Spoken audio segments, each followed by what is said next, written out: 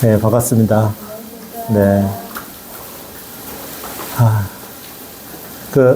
지난주에 일부를 했었고, 오늘을, 지난주에 못했던 부분을, 원래 오늘은 그 사중을 답사를 하기로 돼 있었죠.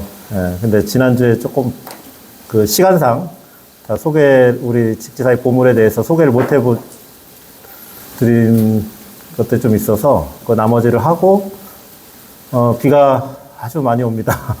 많이 오지만, 수장고에 들려서 먼저 저희가, 유물을 어떻게 보관하는지도, 보여드리고, 또, 간단하게 날씨 상황을 보고 조금 움직이면 좋을 것 같습니다. 네.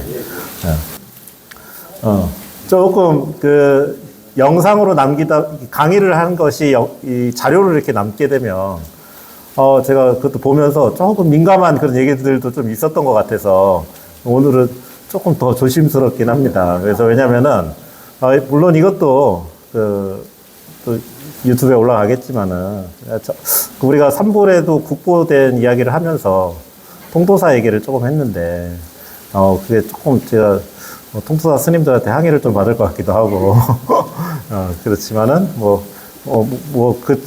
그게 우리께 아주 좋은 인연으로 국보가 되었다는 것을 알리기 위한 그냥 에피소드로 그냥 얘기를 한 것이기 때문에 꼭 그런 사실만 있지 않다는 것을 말씀드립니다. 네. 이거는 정면 사진밖에 없습니다. 예. 이게 현재 청풍효에 있는 저희 박물관이죠. 저희 박물관에 지금 모셔져 있는 석조열애자상입니다. 통일신라 시기의 부처님이시고, 이게 본래 이 구미의 약삼이라는 절이 있는데, 그 약삼 중수기에 보면은 이 지역에 삼형제불이라는 석불이 있었다고 합니다. 그 중에 이제 직지사 약사불이 들어갑니다. 삼형제불인데 다 이제 약사열애불입니다. 그래서 금오산의 약사열애불하고 또 수도암에 봉인된 약사열애불, 그 다음에 이게 우리 직지사에 있는 게 그 약사열애불인지는 정확하진 않습니다만은 금오산 약사열애불과 저 청암사 수도암의 약사불, 우리 약사불, 요거를 아마 3대 약사열애불로 봤을 것 같습니다. 그래서 이 부처님의 경우는 직지사 뒤에 가면 부감이라는 절이 있어요. 그래서 거기서 처음 발견이 됐습니다.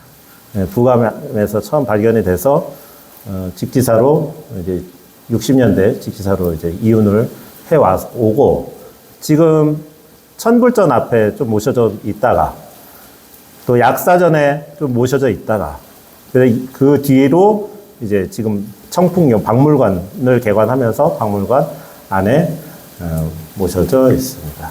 그래서 항마 촉진을 하고 있고, 이렇게 보면은 이제 잘 보이진 않지만은 요 사진 하나 더 보여드릴게요. 요게 이제 안에 있는 부처님의 어떤 선으로 부처님을 딴 모습인데, 요 가슴 부분에 이렇게 갈라진 게 보일 겁니다. 여기가 이제 부처님이 아마 이렇게 두동강이 났던 것을 이렇게 붙인 것으로 이제 보이고, 이 손가락도 좀 소실된 부분들이 있어서, 이게 항마촉진이냐, 아니면은 여원인을 한 거냐라는 논란이 있었지만은, 항마촉진인 것으로 이제 결론이 났습니다. 그리고 여기, 이제 화불이 세 분이 이렇게 조각이 되어 있는데, 이게 실물로 보면은 잘 보이지 않습니다. 여기에 잘 보이지 않는데, 이렇게 새 화불을 모셔놓은 것을 우리가 또 볼 수 있습니다. 그래서 이거는 우리가 전시관을 새로 하게 되면은 다시 우리 박물관에서 상설 전시로 할 수 있도록 그렇게 모실 계획입니다.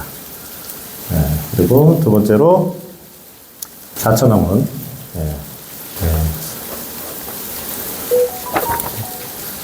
사천왕문에 대해서 보겠습니다.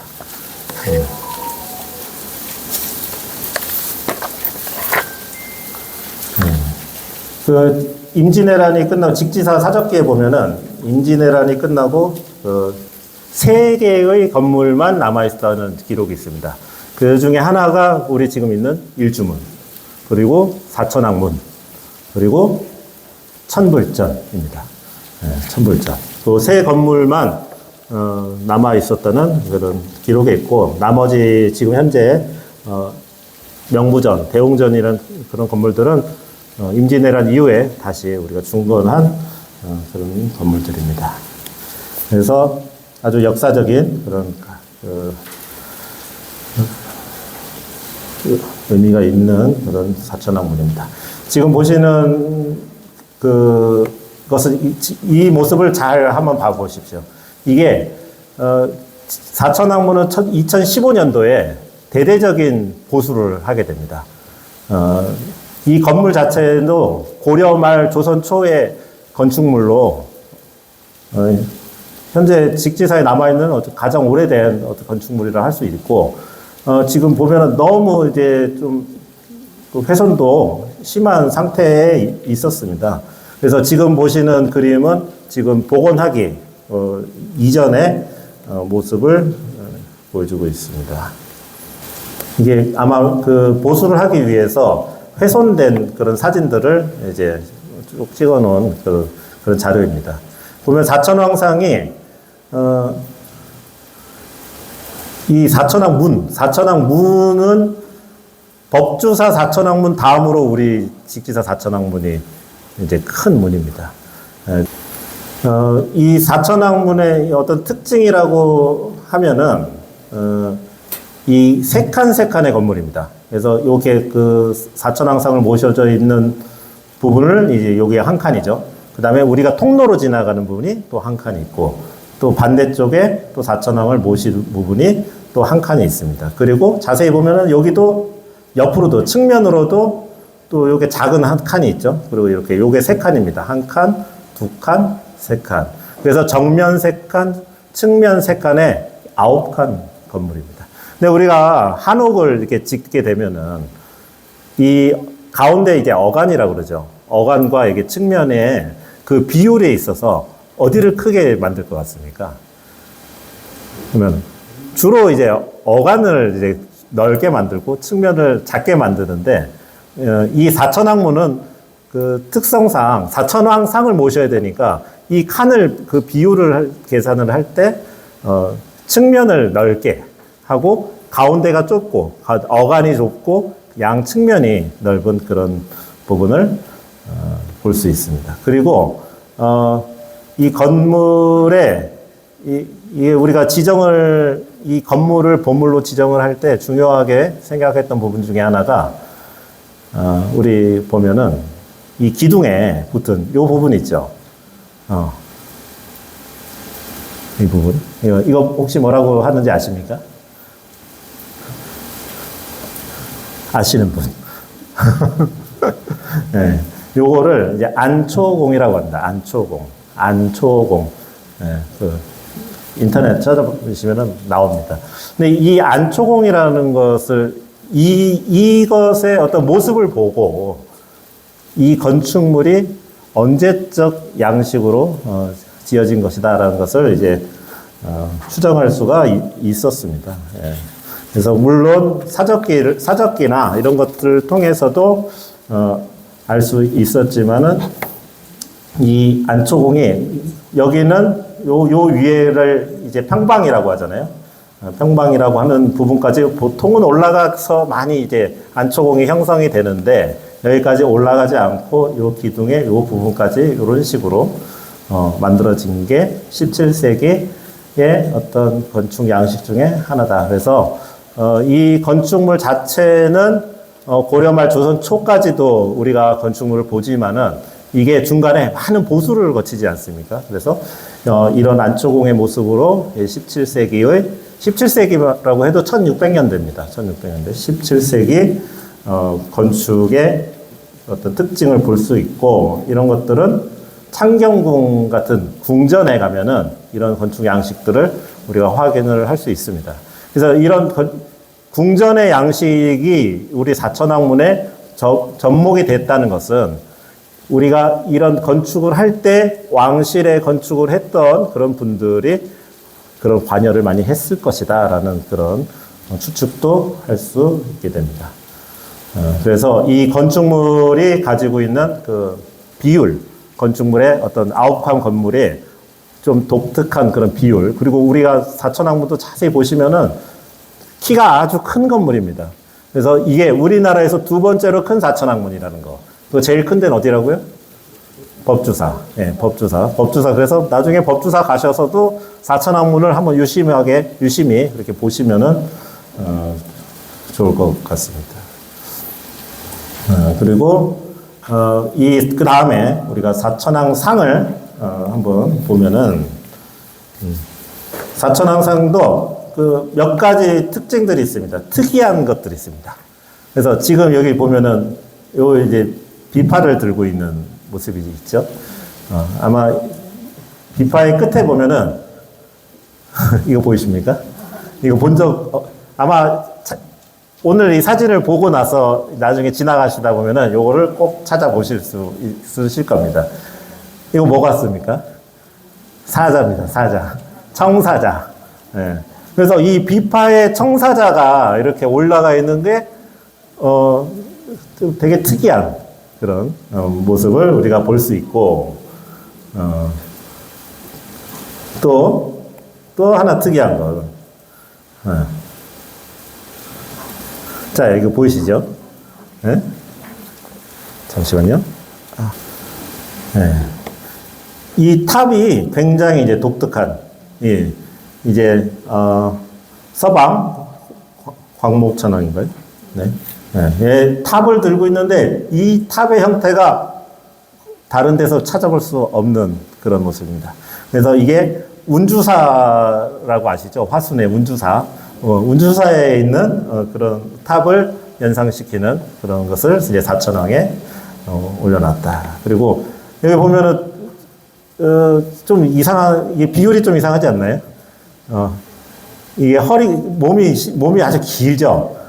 몸이 아주 긴 거 볼 수 있죠. 이게, 요 시기에 17세기 사천왕상에서 보여줄 수 있는, 그런 특징들을, 보여주고 있습니다. 그래서 능가사 사천왕상, 아니면은 또, 아까 말했던 법주사 사천왕상이 그 동일한, 이런 모습들을, 우리가, 확인할 수 있습니다. 그래서 지금 아까 요 전 사진, 자, 요 사진하고 요 사진 보면은 건물이 차이가 좀 많이 있죠.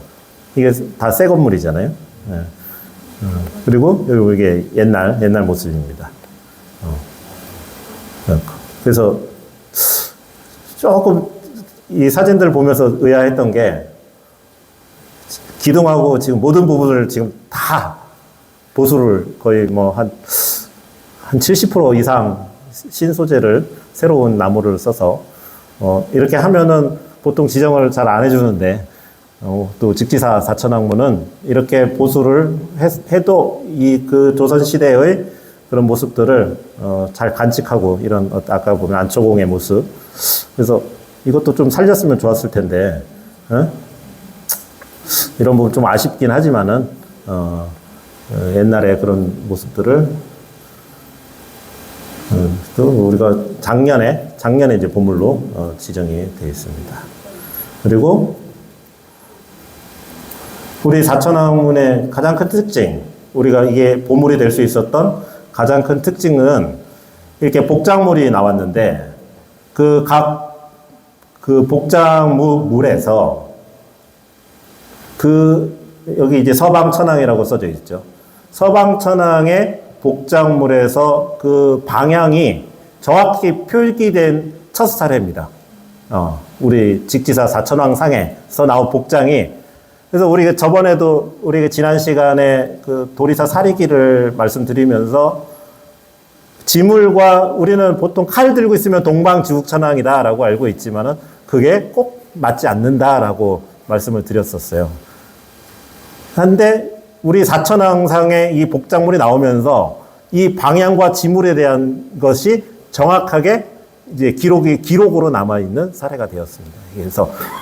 그래서 서방천왕에서 이게 서방천왕이다라고 하는 게 딱 그 각 사천왕마다 그런 게 나왔기 때문에 또 의미가 있었고, 또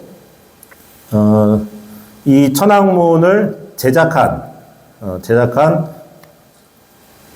분들이 이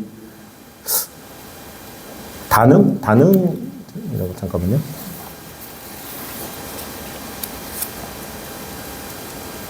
조각가, 이제 다능의 어떤 그 조각, 팀들이 조각을 했는데, 이분들이 전라도에서 주로 활동을 하시던 분들이었어요.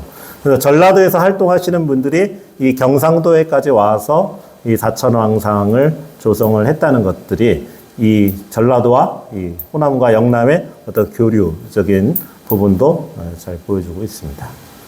네. 그래서 특이하게 사천왕상이 먼저 보물이 되고 바로 몇 달을 지나지 않아서 사천왕문까지 따로 이제 보물로 지정이 되었습니다. 네. 됐죠? 자, 그리고 다음으로는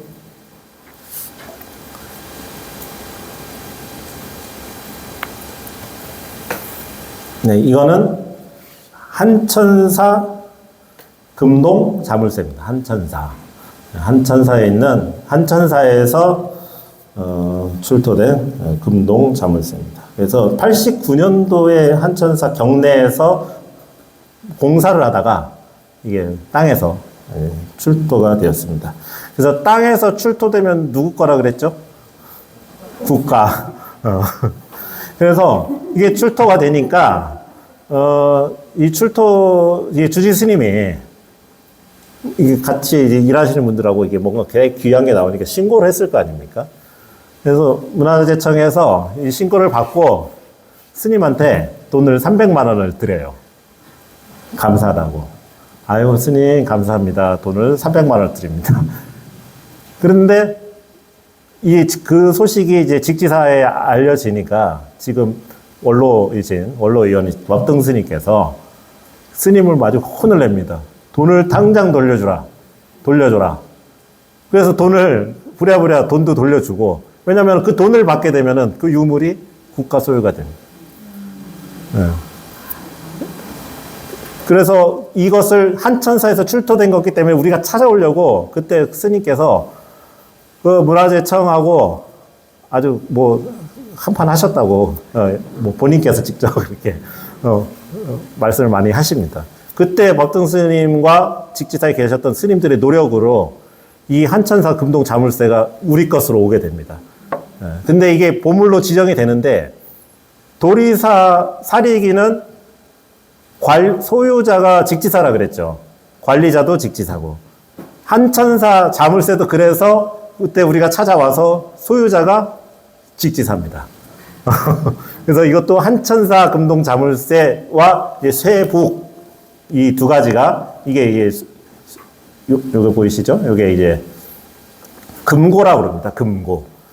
금고면 여기 이제 고리가 있죠. 고리에 이제 잠깐만 매달린 사진 있나? 이렇게 이렇게 틀에 금고를 매달아서 우리가 예보를 하거나 아니면은 의식 대중한테 알리는 그런 종을 칠 때 쓰는 그런 용도로도 쓰이고 아마 법당에서 쓰였을 것으로 추정을 하고 있습니다. 이 금고와 이 자물쇠가 일괄로 이제 보물로 지정이 되어 있습니다. 그래서 이 금고를 기존으로 봤을 때 이 금고의 형태와 어떤 모습으로 봤을 때 12세기로 조성연대를 우리가 추정하고 있습니다. 12세기면 1100년, 그러니까 한 1000년 정도 시간이 흐른 걸로 알고 있습니다. 그래서 이 자물쇠가 별거 아닌 것 같지만은 이게 아주 귀한 게 우리나라에 이런 종류의 출토된 자물쇠는 딱 두 점 있습니다. 그래서 우리 게 있고 유명한 잠깐만 여기 있다. 네. 이거는, 이게 우리 자물쇠랑 비슷하죠. 이게 서울에 가면 리움 미술관, 그 삼성에서 하는, 리움 미술관에서 있는 보물 777호입니다. 그래서 보물로 지정된 자물쇠는 우리 직지사에 있는 한천사 자물쇠와 이 리움에 있는 이 금동 자물쇠가 두 가지를 볼 수 있습니다. 그래서 아까 탑 사진도 이 사진은 이 탑이나 이런 데 보면은 자물쇠를 이렇게 표현을 해 놓은 경우들이 많이 있어요. 그래서 우리 한천사 자물쇠나 아주 비슷한 형태의 를 잘 안 보여. 두 장씩 넘어가요. 자꾸. 그래서 이런 형태의 자물쇠가 그런 통일신라 시기의 탑에서도 우리가 그 모습을 볼 수 있습니다. 그래서 통일신라 시기부터 이런 자물쇠 형태를 사용했다는 것을 알 수 있고, 이 자물쇠를, 이거는 뭐, 보면은 이런 문양이 이런 당초문이나 무슨 어자문이나 이런 것들, 문양들이 아주 섬세하게 되어 있습니다. 그래서 리움에 있는 자물쇠보다 한천사에서 출토된 이 자물쇠들이 더 정교하게 만들어진 것을 볼 수 있습니다. 저희 수장고에 이 한천사 자물쇠도 가시면은 실물을 볼 수 있습니다. 좀 빨리빨리 해야 돼. 그리고 다음으로는 백지금리 보문 발원문이라는 게 있습니다. 이것도 저희 박물관에서 지금 소장하고 있는 발원문입니다. 요거는 이제 겉모습이고, 자, 이게 안에 금으로 이제 적혀 있는 사경입니다. 우리가 이런 책들을 보면은 인경한 게 있고 사경한 게 있습니다. 인경은 경판을 찍어낸 거, 사경은 손으로 쓴 겁니다. 그러면 여러분들 생각할 때 인경이 좋을 것 같습니까? 사경이 좋을 것 같습니까? 네, 사경이 훨씬 가치가 높습니다. 네, 그래서 사경이 보물이 되는 경우가 훨씬 많죠. 인경보다는. 인경은 찍는 거잖아요. 근데 사경은 그 정성스럽게 변상도를 이렇게 앞에 이제 그림들을 변상도라고 하는데, 이런 변상도를 그리고 글씨를 금으로 쓴 겁니다. 이 백지금리 보문발원이라고 하는 거는 삼경합본인데, 금강경과 관세음보살 보문품과 그 다음에 영가대사 발원문이라고 하는 세 가지의 경전이 합본되어 있는 책입니다. 근데 이거는 직지사로 들어오는 그 과정이, 이것도 참 재밌습니다. 이걸 처음에 누가 가지고 계셨냐면, 이거는 관흥 스님이 가지고 계셨어요. 네. 그래서 관흥 스님이 가지고 계시다가 이것을 관흥 스님의 맞상자인, 그러니까 저한테는 할아버지 스님 되는 덕혜 스님한테 이게 전해지게 됩니다. 그러면 덕혜 스님이 이걸 누굴 갖다 주냐면은 직지사의 노건 스님을 갖다 드리게 됩니다. 네. 그래서 노건 스님 칠순 생신 때 선물로 드렸다고 들었어요. 그래서 야, 스케일이 정말 대단하지 않습니까? 그래서 이게 그 직지사 그때 당시 박물관장이시던 흥선 스님께서 이거 보시고 이거는 가치가 굉장히 높다 해서 지정을 해서 보물로 지정이 되어 있습니다. 그래서 옛날 어른들은 이렇게 보물도 서로 막 선물로 주고받고 네, 그렇습니다. 그래서 앞에 이제 변상도 부분이 이렇게 있고, 그래서 부처님과 이제 양협시 보살들이 있고, 요 옆에는 이제 관세음 보살님이 이제 계십니다. 이렇게 그려져 있는데, 아마도 이 경의 특성상 아까 뭐라고 그랬죠? 금강경과 묘법연합궁의 관세음 보살 보문품이 있기 때문에 아마 이렇게 관세음 보살님하고 석가모니 부처님하고 변상도를 그려 놓은 것으로 알 수 있습니다. 그리고 이 경에 또 재미난 부분이 하나 있습니다. 여기 이제 마지막 부분인데, 여기 보면은 이게 언제, 잠시만요. 이게 언제 이거를 썼는지를 알 수 있습니다. 그래서 이게 홍무 4년이라고 되어 있습니다. 홍무 4년은 이게 공민왕 때 1371년입니다. 1371년. 1371년에 썼다라고 하는데 여기 잘 보면은 이게 홍무자입니다. 근데 무자가 원래 여기 획이 하나 이렇게 더 있는데 이 획이 하나가 빠져 있죠. 그 이유는 그 당시에 그 왕인 해종의 이름이 그때 그 무자가 그 당시 왕의 어떤 이름이었다고 합니다. 그래서 그 이름을 쓸 때 요 획을 하나 빼는 것을 피휘결획이라고 하는데, 그래서 왕의 이름을 여기 새길 수 없으니까 요 무자에서 획을 하나 이제 없앴다. 뭐 그런 의미로 이제 보시면 될 것 같습니다. 그래서 여기에 그 발언은 시주, 비구니, 묘지, 동원 비구니, 묘수 이렇게 돼 있어서 비구니 스님, 묘지, 묘수 스님의 시주에 의해서 조성된 그런 경책이다. 이렇게 볼 수 있습니다. 글씨는 뭐 잘 보이진 않지만은 자세히 보면은 나와 있습니다. 비구니 이렇게 써요. 시주, 비구니, 여기 묘지, 묘수 이렇게 되어 있습니다. 네. 금으로 글씨 참 잘 썼죠. 네. 이런 대단한 것 같습니다. 이런 것들이. 네. 됐습니다. 그리고 이거는 뭐 그냥 볼 건 없는데 예년미타 도량 참법이라는 책입니다. 이 책은 1474년도에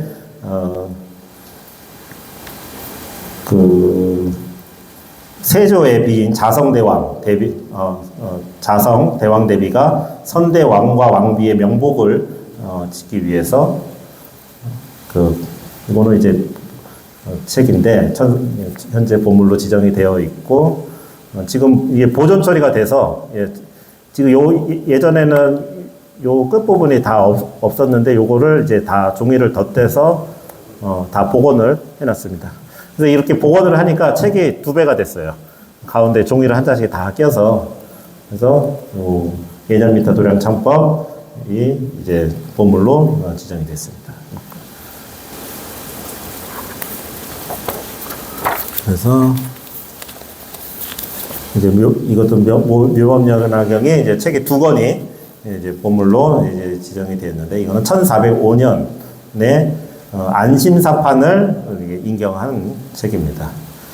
그래서 묘법연화경은 그 복작물로 아주 많이 들어가 있습니다. 그래서 우리가 그 어떤 불상을 뭐 개금을 하거나 할 때 이제 복작물을 꺼내면은 거의 대부분 이제 묘법연화경을 우리가 찾을 수 있습니다. 그래서 아마 지금 시중에도 묘법연화경 이 조선시대 뭐 고려시대 판본들이 많이 돌아다니는 거는 그 당시에 많은 그 도굴들이 일어나면서 이런 것들이 많이 판매도 되고 시중에 많이 돌아다니고 있습니다. 그리고 우리도 묘법연화경을 많이 가지고 있어요. 직지사에도 묘법연화경이 한 200~300권 있어요. 그것만. 근데 다 이제 지정을 할 수는 없고, 이제 아주 거의 뭐 이제 15세기 정도 되는 책들을 우리가 어떤 문화재적 가치를 볼 수 있고, 보통은 뭐 조선 후기에 이런 그 오래된 경책들을 아마 집안에도 혹시 가지고 계신 분들이 있을 겁니다. 그러면은 아주 특별한 경우가 아니면은 그 판본이 아주 귀하거나, 특이하거나, 똑같은 게 없는 것이거나, 뭐 그런 판본들 경우에는 우리가 어떤 그런 가치를 볼 수 있는데, 우리는 또 그런 책들이 워낙 많기 때문에, 지금 직지사에도 그런 고서들이, 조선시대 뭐 고서들이 한 4,000권 이상 있습니다. 네. 그래도 뭐 그것들을 뭐 지정 가치나 이런 걸 볼 때는, 뭐 그렇게 많지는 않은 것 같아요. 네. 그래도 우리가 이런 고서들을 보물로 가지고 있다는 것을 볼 수 있습니다. 자, 이거는 동종입니다. 동종. 네, 동종인데, 이건 우리 게 아니에요. 우리가 직지사에서 우리가 기탁받아서 보관하고 있는 종입니다. 그 문경에는 가면은 김용사라는 절 있죠. 예, 김용사에 있었던 문경 김용사 동종입니다. 이 종은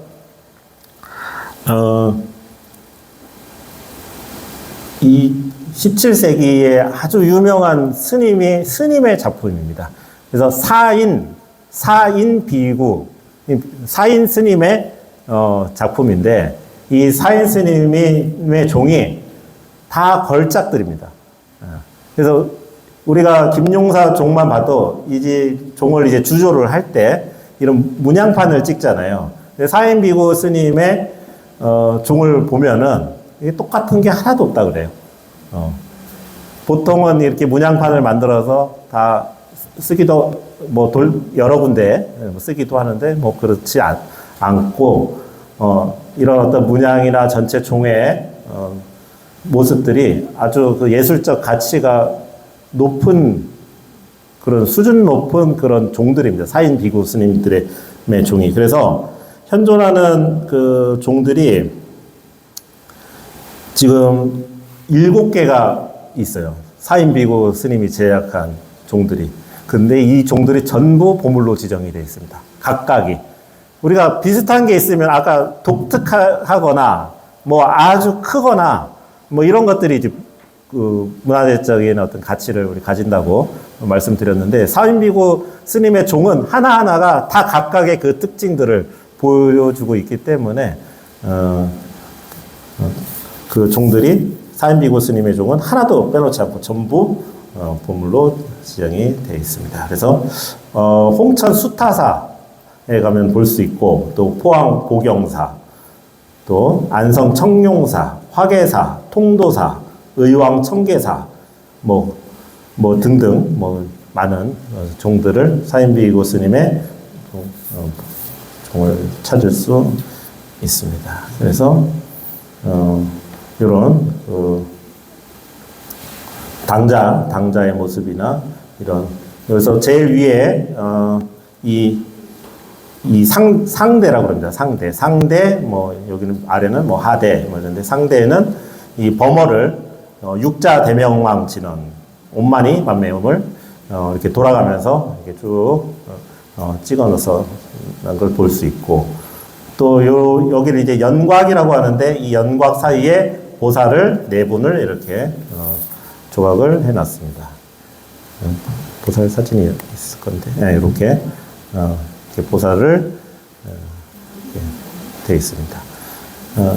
이게 지금도 이 김용사 종을 이렇게 보면은 아주 반짝반짝합니다.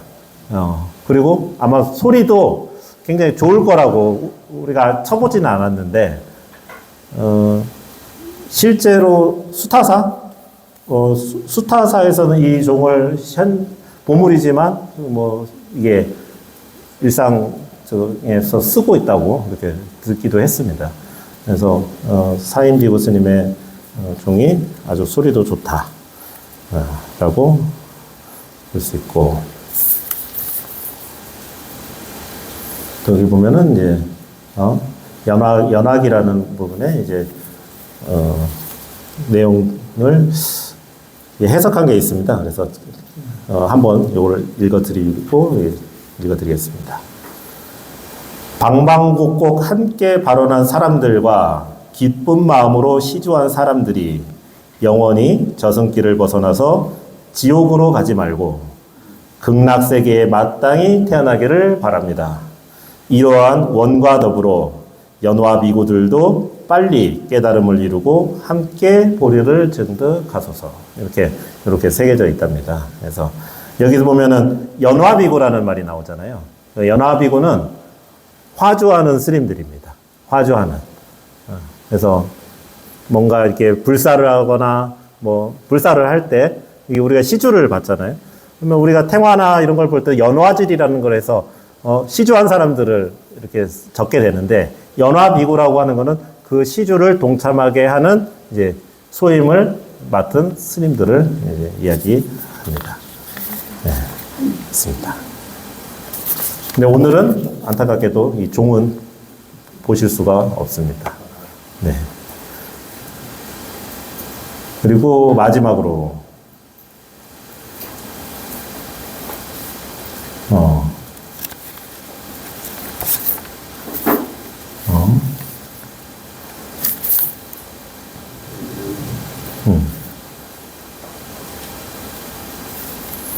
이게 그 구미에 있는 수다사라는 절에 있는 영산 해상도입니다.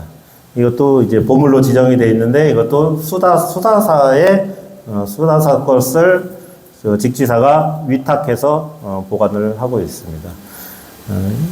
이 80년대, 90년대에는 이 불화의 어떤 도난이 굉장히 많았던 그런 시기입니다.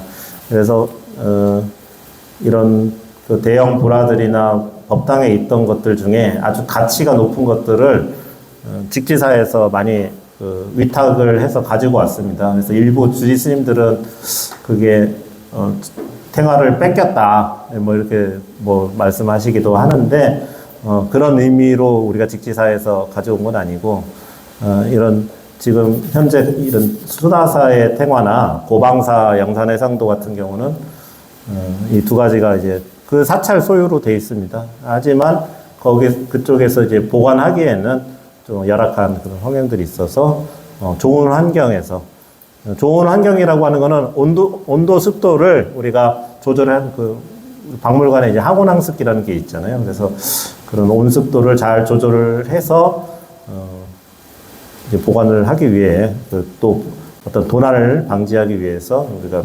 기탁해서 보관하는 것들이 많이 있습니다. 그래서 수다사 영산해상도 같은 경우는 묘법연화경을 설법하는 영축산에서 석가모니 부처님이 묘법연화경을 설법하는 장면을 그린 그림입니다. 그래서 이런 부처님의 어떤 상호 얼굴 모습에서 18세기 불화의 어떤 특징을 볼 수 있고 또 이렇게 옷에 보면은 이렇게 이런 아주 화려한 이런 문양들이나 또 금을 많이 이제 사용한 것을 볼 수 있습니다. 이런 부분들을 이제 다 금으로 이제 표현이 된 부분들이 있습니다. 네. 그리고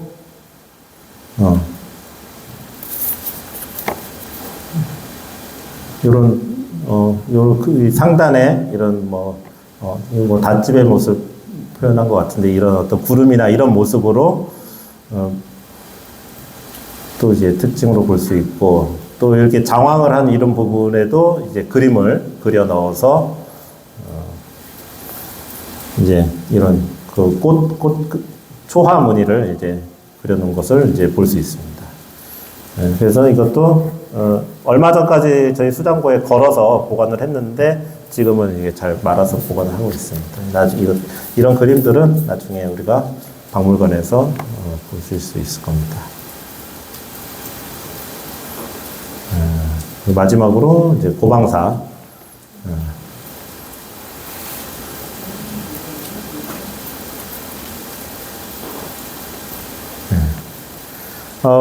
이 고방사 불화는 이것도 좀 지금 현재의 모습은 이것과 많이 다릅니다.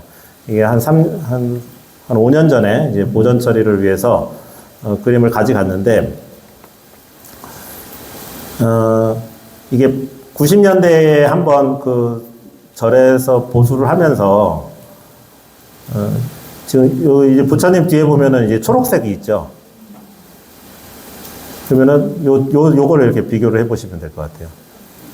요 부분하고 요 부분을 한번 자세히 보시면은 여기는 이렇게 이렇게 붓자국 같은 게 보이잖아요. 네. 이 부분이 이 초록색은 불화 중에서 가장 훼손이 빨리 되는 부분입니다.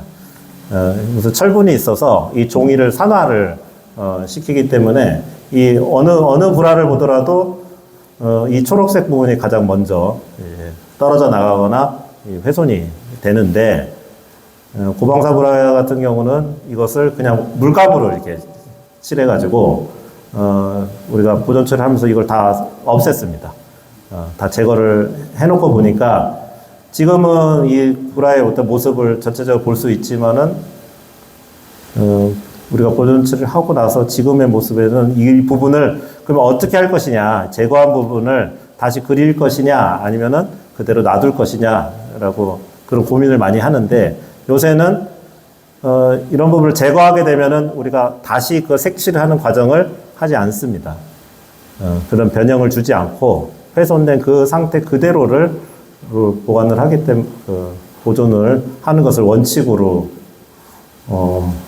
하기 때문에, 그래서 지금 그 이후의 사진은 이게 이제 보존 처리를 하고 난 다음의 사진입니다. 오히려 더 안 좋아졌죠. 예. 그래서 아까 이렇게 요런 부분들에 그 색이 칠해져 있던 부분을 제거하고 나니까 이걸 다시 그릴 수가 없는 겁니다, 이제.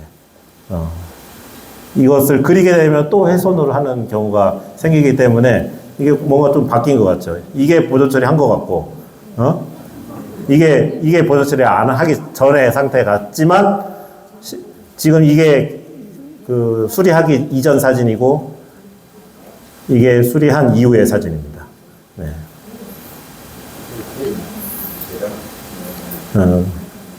그래서 우리가 이런 문화재를 이렇게 보수를 하면서 아주 어려운 부분이 있습니다. 이거는 뭐 해결할 수 없는 이 초록색 부분, 이런 훼손된 부분을 제거를 안 할 수도 없고, 또 제거를 하고 나니 그래서 오래 걸렸어요. 이게 누구도 책임을 질 수 있는 사람이 없는 겁니다. 이런 걸 할 때.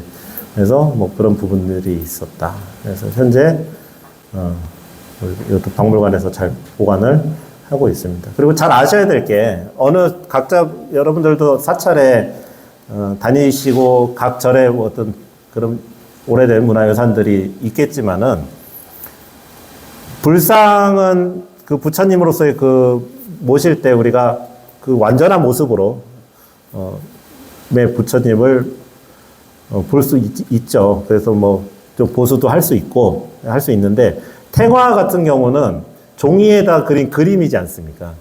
제가 봤을 때 우리 대웅전 후불도 같은 경우도 그림이 이런 외기의 환경에서 300년 이상 지나게 되면은, 그 앞에 안료 부분, 그림을 그리는 색채를 하는 안료 부분이 다 일어나게 됩니다. 그래서 먼저 그런 보수를 할 때 그걸 안정화를 시키고, 그걸 더 이상 떨어지지 않게 그런 보존 처리를 하는데, 그 과정을 하지 않으면은 300년, 400년 된 이 법당에 걸려있는 그림의 경우는 그림이 없어집니다. 그냥 없어져 버려요. 그냥 그 색이 떨어져 나가면 우리가 확인을 할 수 없어요. 그래서 어느 정도 예전에는 한 2, 3명, 우리나라에서는 시기가 오래되면은 법당에서는 탱화를 내려서 소각을 하고 새로 불사를 해서 새로 그리고, 이렇게 그래서 훼손된 부처님한테는 우리가 예배를 할 수 없게 돼 있어요. 파부라는 그게 우리 불교에는 또 그런 게 있습니다. 그래서 우리 아까 약사열애불이 박물관 청풍녀에 모셔져 있는데, 그 부처님 얼굴이 다 깨졌잖아요. 그러면 이거는 파불이에요. 파불은 우리가 예불을 하지 않습니다. 파불은. 왜냐면 부처님은 완전한 분이시고, 우리가 불상을 모시거나 탱화를 모실 때는 그 완전한 모습의 예배 대상으로서 의미가 있고,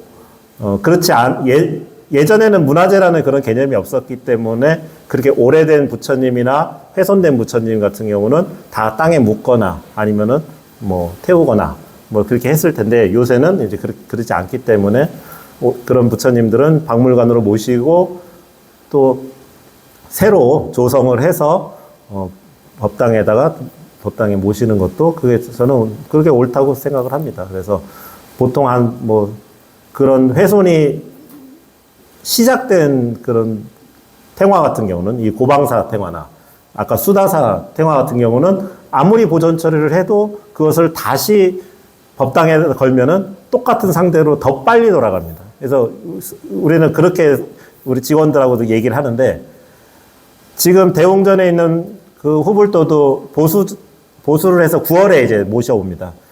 그 상태는 어떤 상태냐면 여러분들 병원에 갔을 때 여러분들 아주 많이 아파가지고 중환자실에 수술을 배를 다 열고 수술을 다 해서 중환자실에서 나오자마자 다시 밖에 돌아다니는 거 똑같은 거예요.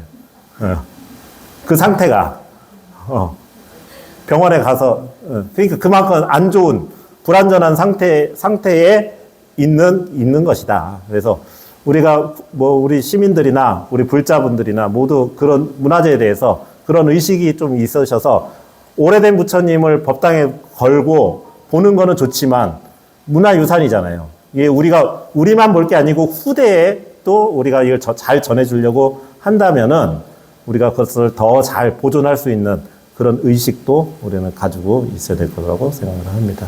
그래서 지금까지 우리가 직지사 소유의 보물, 국보, 그 다음에 우리가 기탁받아 있는 것까지 이제 보물들을 이제 다 살펴보았습니다. 참 많죠?